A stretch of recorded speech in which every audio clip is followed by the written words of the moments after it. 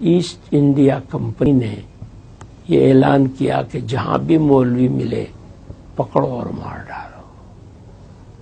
چنانچہ مولوی کون ہے اس کی علامت و پہچان یہ بتائی گئی کہ جس کے منہ پر داڑھی ہو یا لامبا کرتا ہو. 50,000 سے زیادہ داڑھی کرتے والے اس کے بعد پورے ملک میں قتل کیے گئے. دلی اور اس کے قرب و جوار میں جہاں علماء کا گڑھ ہوا کرتا تھا، بڑے بڑے علماء پائے جاتے تھے اور بڑے بڑے کام ہوتے تھے، ان علاقوں میں یہ پوزیشن ہو گئی تھی کہ لوگ اپنی میت کو لے کر گاؤں گاؤں گھومتے تھے کہ شاید فلاں گاؤں میں 12 علماء تھے، شاید کوئی وہاں مل جائے. وہاں پہنچتے تو کوئی نہیں. دوسرے گاؤں میں گئے، تیسرے میں گئے، اور جب لاش میں سے بدبو اٹھنے لگتی تھی تو بنا جنازے کے دفن کر دیتے تھے. یہ حالت ہو گئی. ایسے وقت میں جو چند علماء بچ گئے تھے انہوں نے فیصلہ کیا کہ اس لڑائی کو اگر آگے بڑھانا ہے تو ہمیں اسلامک ایجوکیشن کے انسٹیٹیوشن قائم کرنے چاہیے. اور اس کے 10 سال کے بعد 1867 میں 67 میں دیوبند میں ایک چھوٹا سا مدرسہ شروع کیا گیا. ایک طالب علم، ایک استاد. اور اس مدرسے کے وہ پہلے طالب علم تھے جن کو دنیا شیخ الہند مولانا محمود حسن دیوبندی کے نام سے جانتی ہے، جنہوں نے وہ ریشمی رومال کی تحریک چلائی اور راجہ مہندر پرتاپ کو اس کا صدر بنایا افغانستان کی گورنمنٹ ان ایگزائل کا، اور گاندھی جی کو مہاتما کا خطاب دلوایا اور آزادی کی لڑائی میں گاندھی جی کو لیڈر بنوایا. علماء نے ہی ریشمی رومال کی تحریک شروع کر کے جرمنی اور جاپان کی مدد سے انگریزوں کو ملک سے اکھاڑ پھینکنے کا پلان بنایا. بدقسمتی سے انگریزوں کو ان کے ارادوں کا پتہ چل گیا اور علماء ایک بار پھر انگریزوں کی آنکھ کی کرکری بن گئے. پورے ملک میں سینکڑوں علماء گرفتار کر لیے گئے. شیخ الہند مولانا محمود حسن اور ان کے چہیتے شاگرد مولانا حسین احمد مدنی کو تو گرفتار کر کے ہندوستان سے باہر مالٹا بھیج دیا گیا، جہاں کئی سال انہیں جیل کی کال کوٹھی میں بتانے پڑے. اپنی اس ناکامیابی سے علماء یہ بات اچھی طرح سمجھ گئے کہ ہنسا کا راستہ اپنا کر وہ ہندوستان کی غلامی کو ختم نہیں کر سکتے. علماء نے سن 1919 میں جمعیت علماء ہند کے نام سے ایک نئی تنظیم شروع کی اور جن آندولن کو انگریزی حکومت کے خلاف ایک نیا ہتھیار بنایا.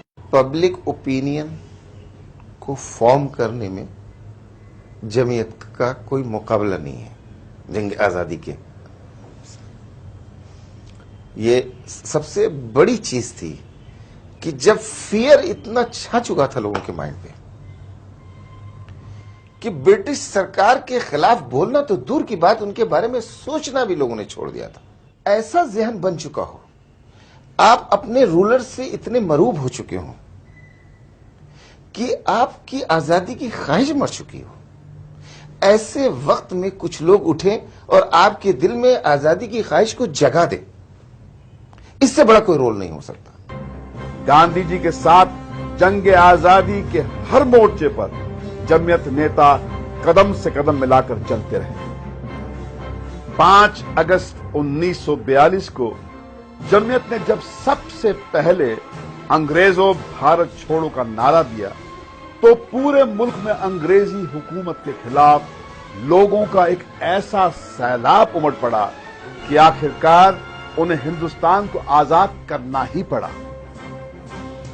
لیکن بٹوارے کے مدعے کو لے کر جگہ جگہ بھڑکے قومی دنگوں نے اس ہندو مسلم ایکتا کو سب سے زیادہ نقصان پہنچایا جس نے انگریزوں کو ہندوستان سے باہر کھدیڑ دیا.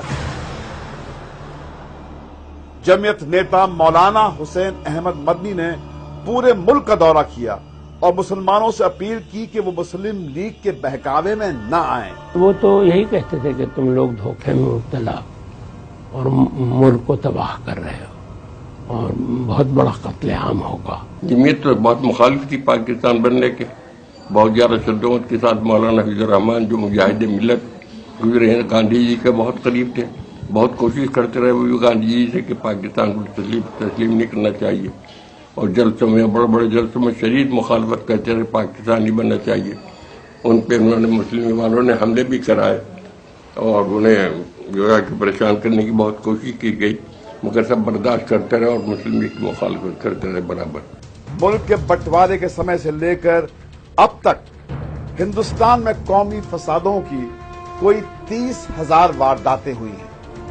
سرکاری آنکڑے بھی اس بات کے گواہ ہیں کہ ان سبھی دنگوں میں مارے گئے لوگوں میں 85% سنکھیا مسلمانوں کی ہی ہے۔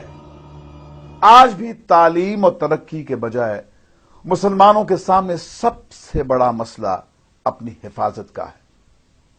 مٹھی بھر مسلمانوں کے ہنسا کی کسی واردات میں شامل ہونے کے شک کی سزا پوری قوم کو دی جاتی ہے، ان کا قتل عام ہوتا ہے، ماں بہنوں کی عزت لوٹ لی جاتی ہے، دنگائیوں سے جان بچانے کی بجائے پولیس اور سرکاریں خود مسلمانوں کی جان کی دشمن بن جاتی ہیں۔